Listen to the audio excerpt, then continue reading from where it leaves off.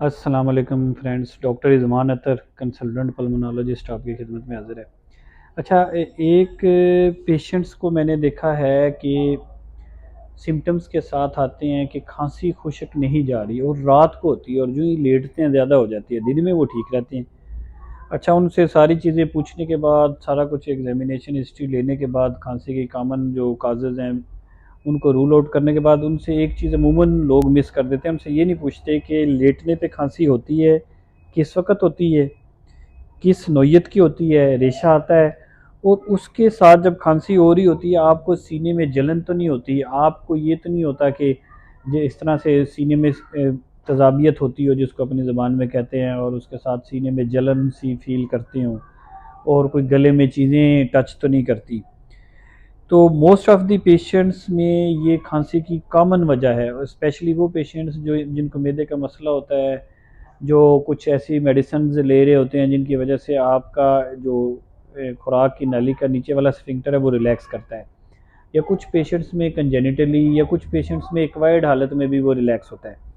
तो ऐसे पेशेंट्स को हम, ये बेसिकली एक बीमारी है जो मैदे की और जो खुराक की नाली है उसकी बीमारी है, और इसको हम कहते हैं गर्ड, गैस्ट्रो इसोफीजियल रिफ्लक्स डिजीज़, गर्ड या जर्ड भी कहीं पढ़ते हैं थे। तो इस बीमारी में होता ये है कि आप जो ही लेटते हैं आपका मैदे का तेज़ाब आपकी नीचे की जो खुराक की नली का स्फिंक्टर वीक होने की वजह से ऊपर की तरफ आता है, और वहाँ से आपकी सांस की नाली और खुराक की नली एक साथ आमने सामने पड़े होते हैं।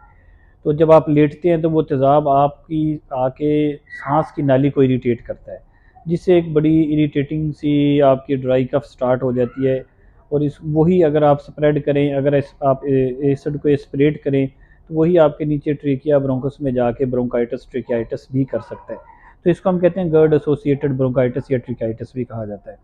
अच्छा, अब इस बीमारी में आप जितनी मर्ज़ी दमे की और वो दूसरी दवाइयाँ दे देंगे तो वो पेशेंट को कोई ख़ास फ़र्क नहीं पड़ेगा, जब तक आप उसकी रूट काज़ को ख़त्म नहीं करेंगे। तो ऐसे पेशेंट्स में हम क्या करते हैं कि हम ऐसे पेशेंट्स में गर्ड की ट्रीटमेंट करते हैं, उसको बताते हैं, कुछ दवाइयाँ दी जाती हैं उनको, अगर मेडिकल ट्रीटमेंट का बताया जाता है, लाइफ़स्टाइल मॉडिफ़िकेशंस का बताया जाता है, अपनी बेड साइड ऊँची करें, लिक्विड का सोने से पहले इस्तेमाल डाइट्स में, फूड में कम करें, और ऐसी तेज़ाबियत वाली चीज़ें, मिर्चों वाली चीज़ें, ऑयली चीज़ों से थोड़ा-सा गुरेज़ करें। और जब ये मसला ज़्यादा आपको तंग कर रहा हो तो गैस्ट्रोएंटेरोलॉजिस्ट वगैरह को भी दिखाएँ, अगर उसमें कोई ऐसी ज़्यादा है, कोई हर्निया है, साथ ट्रांसहिएटल हर्निया टाइप कुछ अगर और वजूहात हैं जो